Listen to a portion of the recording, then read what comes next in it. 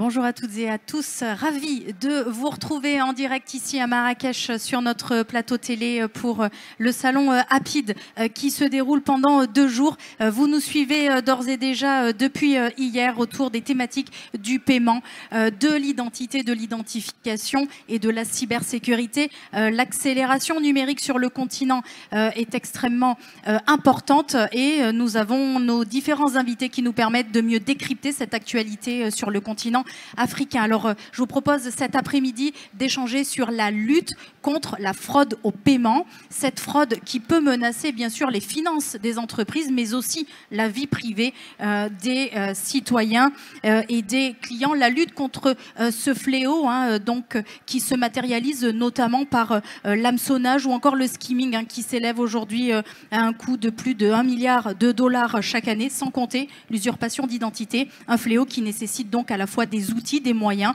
mais bien entendu également des stratégies de la part des banques. Alors pour mieux comprendre ce phénomène, quels sont les outils qui sont mis en place, les stratégies portées par les établissements bancaires? J'ai le plaisir d'accueillir notre invité cet après-midi, Ilyas Berraja. Merci Ilyas d'être avec nous. Bonjour Mélanie, merci pour l'invitation. Alors on est ravis de vous avoir avec nous, vous allez nous permettre de mieux comprendre ce qui se passe en termes de fraude bancaire et surtout de lutte contre cette fraude. Et je rappelle que vous êtes le Managing Director de BPC, Banking Technologies. Ensemble, si vous en êtes d'accord, Ilyas, peut-être pour nos invités, mieux comprendre de quoi on parle en termes de fraude au paiement, de fraude bancaire. Est-ce qu'on a aujourd'hui des chiffres pour mieux comprendre un petit peu l'état de cette problématique ?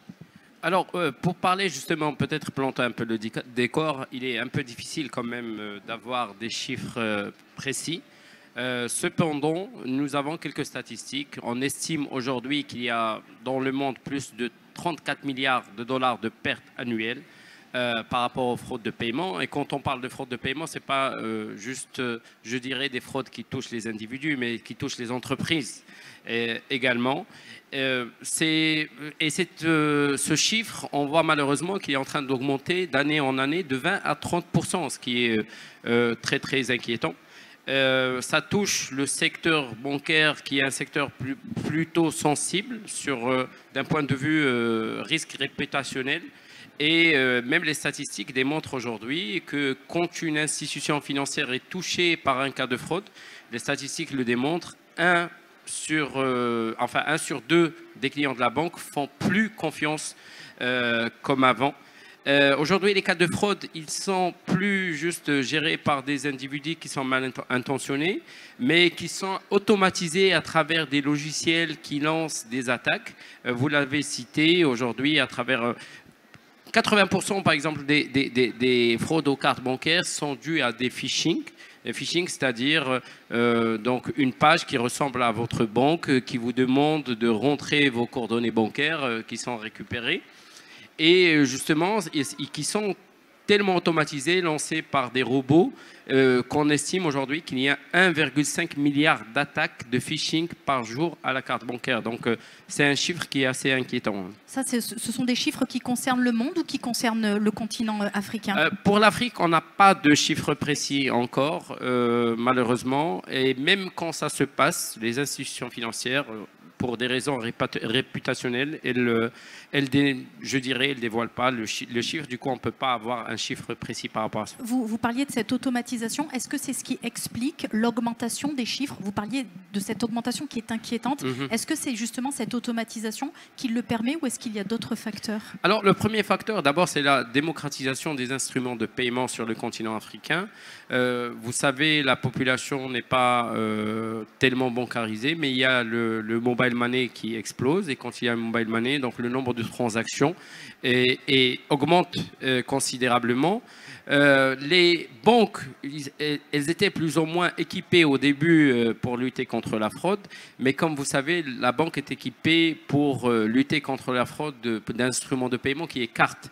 Mais sur le mobile, c'était plutôt c'était une bonne opportunité d'inclusion financière pour inclure les gens qui sont non bancarisés, mais en même temps, c'était une aubaine pour les fraudeurs pour usurper l'identité des gens, s'approprier leur instrument de paiement et essayer de récupérer, je dirais, leur token, leur code confidentiel pour essayer de faire des transactions qui sont frauduleuses. Une digitalisation qui accroît cette surface d'attaque que les cyberattaquants notamment ont bien pris la mesure. Alors évidemment, il faut lutter contre cela et pour faire face à cette automatisation, vous avez besoin d'outils effectivement qui s'améliorent aussi en termes de puissance, en termes d'efficacité pour pouvoir répondre à des menaces qui sont de plus en plus sophistiquées.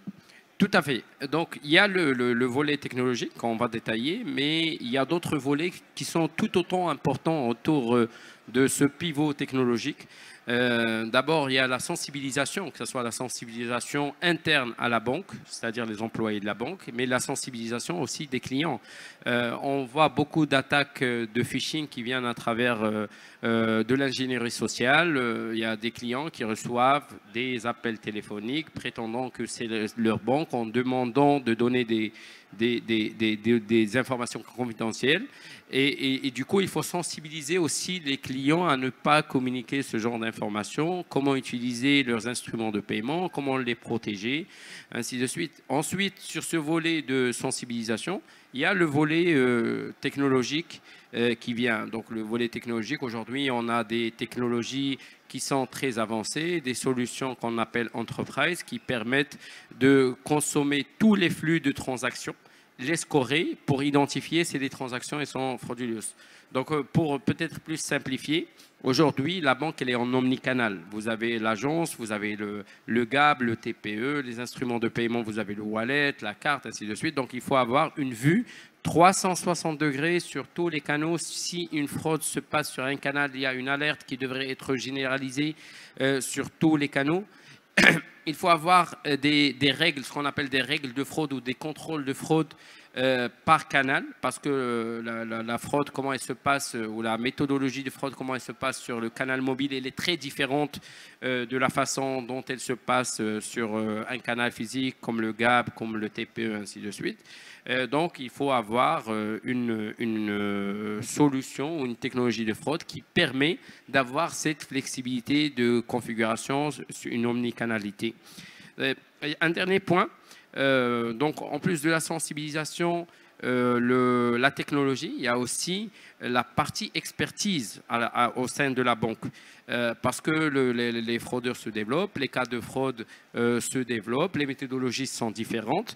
Donc aujourd'hui, il faut développer aussi l'expertise à l'intérieur de la banque pour gérer ces outils qui sont très, très développés. Et quand je dis d'expertise, chaque, je dirais, produit de banque est susceptible d'être, je dirais, sujet de fraude.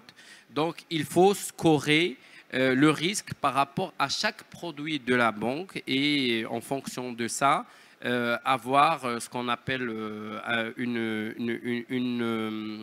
je dirais, une appétence risque. Est-ce qu'on prend ce risque en proposant ce produit, jusqu'à quel degré on peut y aller, ainsi de suite. Et ensuite, configurer le système d'information qui va contrer, contrer la fraude. Avec cette augmentation, cet accroissement de la fraude au paiement, quels sont selon vous les principaux challenges auxquels doivent faire face les banques et quelles sont les stratégies qu'elles mettent ou qu'elles devraient mettre en place ?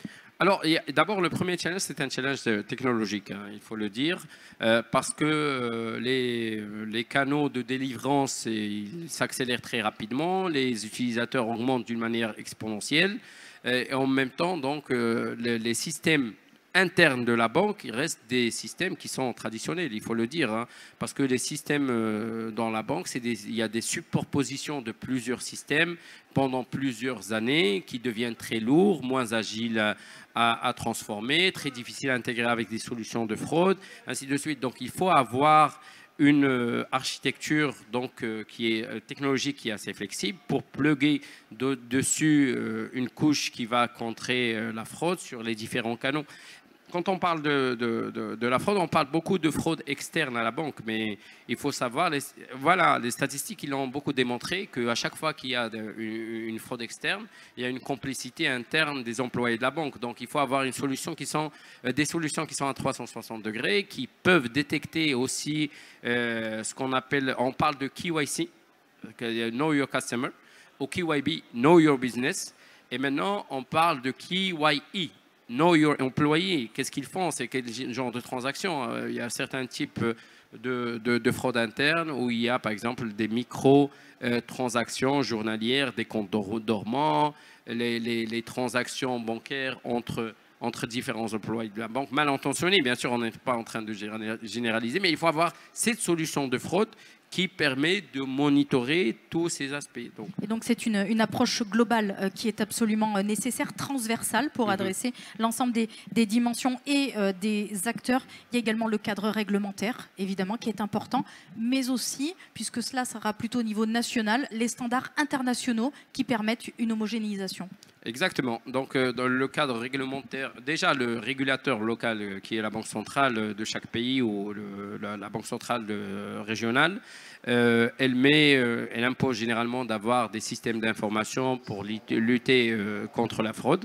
Il y a aussi des standards internationaux qui sont en train d'être mis en place, pas spécifiquement qui sont liés à la fraude, mais qui sont liés au domaine de paiement, mais qui améliorent l'efficacité de la lutte contre la fraude.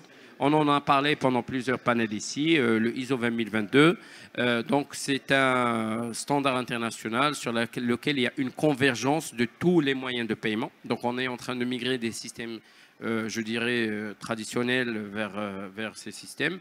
Et le ISO 20022, il permet de véhiculer un certain nombre d'informations dont on ne disposait pas avant. Donc, on peut utiliser ces paramètres pour lutter efficacement, plus efficacement la fraude. Et donc, contre cette lutte, vous avez également un autre atout, c'est l'intelligence artificielle. Évidemment, on ne peut pas ne pas en parler. Comment vous l'utilisez? Comment est-ce que ça peut permettre justement de renforcer cette lutte contre la fraude au paiement et du coup de protéger à la fois les entreprises et les clients citoyens? Évidemment, l'intelligence artificielle aujourd'hui est un sujet d'actualité, hein. Et nous, chez BPC, on l'a intégré dans notre solution de fraude très tôt, je dirais à 7 ou 8 ans. Aujourd'hui, c'est une technologie qui est très très mature.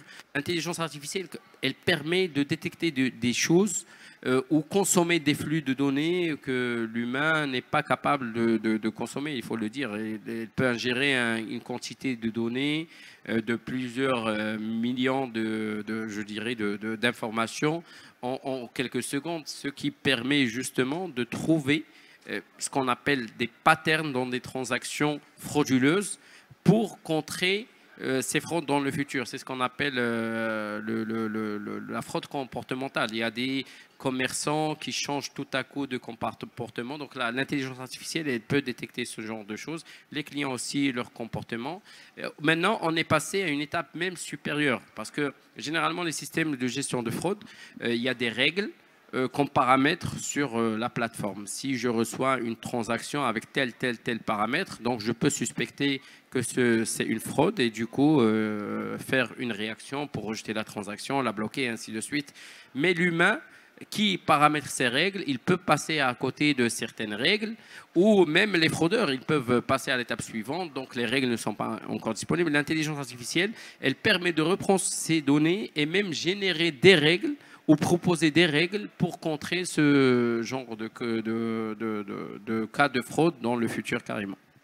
Eh bien, Ilyas Berraja, merci d'avoir été avec nous. C'était un plaisir de vous accueillir sur notre plateau. Merci pour l'invitation. Merci beaucoup de nous avoir permis de mieux comprendre, décrypter comment lutter contre la fraude bancaire. Vous avez terminé notre sujet sur l'intelligence artificielle et je crois que c'est presque le buzzword de cette édition. Et donc, je vous propose de rester avec nous, de continuer à nous suivre et de voir quelles sont les opportunités que représente l'intelligence artificielle au service des gouvernements. C'est le prochain débat ici en direct à Marrakech sur la PID TV. Merci de nous avoir suivis. Restez connectés. Je vous retrouve tout de suite.